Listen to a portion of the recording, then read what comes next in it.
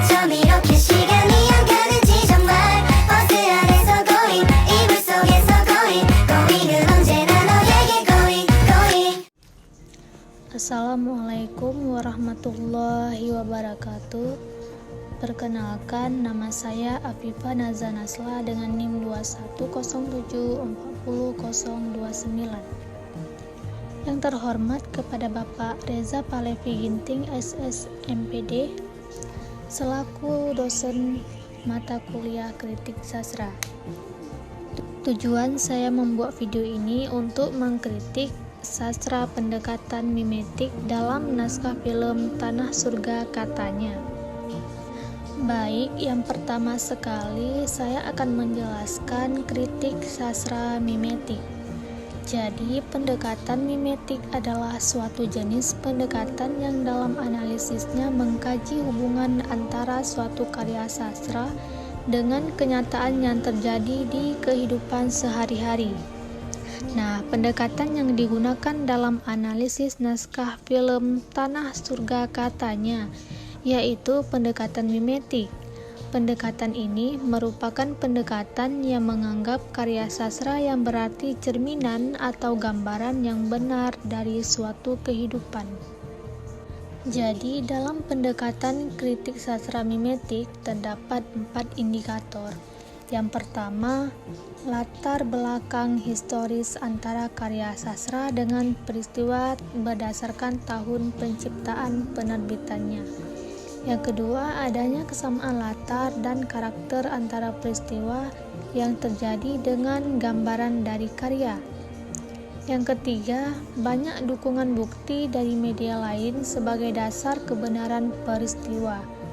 Yang terakhir, yang keempat, tujuan penulis atau sutradara dalam menciptakan karya berdasarkan gambar peristiwa atau sejarah tersebut.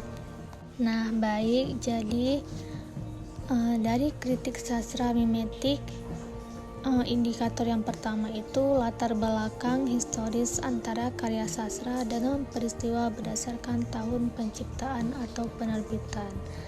Nah, untuk latar belakang histori dalam film Tanah Surga Katanya ini, jadi film ini diterbitkan pada tanggal 15 Agustus 2012, diangkat dari kisah nyata yang terjadi pada tahun 1963, bertepatan dengan peringatan 50 tahun peristiwa konfrontasi Indonesia dan Malaysia.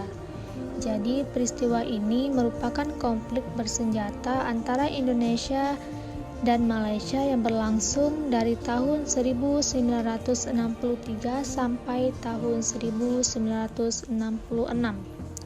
Konflik ini terjadi karena Indonesia menentang rencana pembentukan negara Malaysia yang akan terdiri dari Malaysia, Sabah, Sarawak, Singapura, dan juga Brunei. Alasannya, karena Malaysia menganggap bahwa negara ini didirikan untuk melindungi kepentingan Inggris di Asia Tenggara. Adapun indikator yang kedua itu adanya kesamaan latar dan karakter antara peristiwa yang terjadi dengan gambaran dari karya. Yang pertama, kesamaan latar. Dalam film Tanah Surga Katanya, yaitu terdapat di sebuah desa terpencil di perbatasan Indonesia dan Malaysia, tepatnya terletak di hutan Kalimantan, Sungai Kalimantan, dan Pasar Sarawak. Selanjutnya, kesamaan karakter.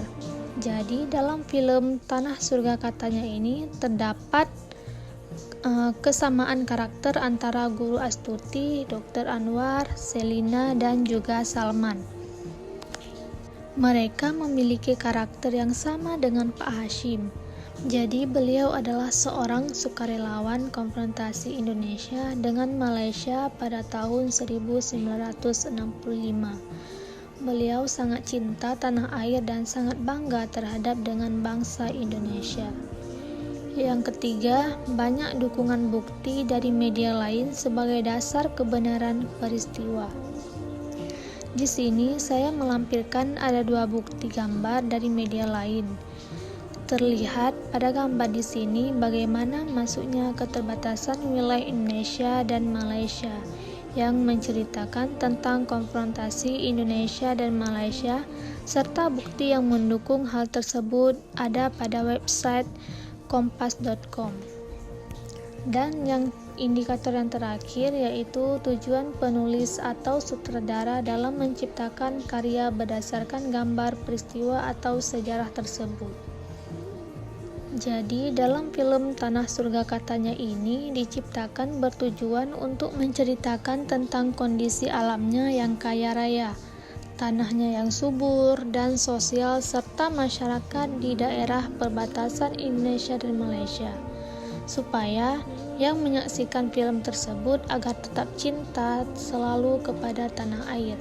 Apapun yang terjadi, kita tidak boleh melupakan di mana tempat kita berasal dan jangan sampai kehilangan cinta kita kepada negeri kita sendiri. Jadi sekian yang dapat saya paparkan dari pendekatan kritik sastra mimetik. Lebih dan kurang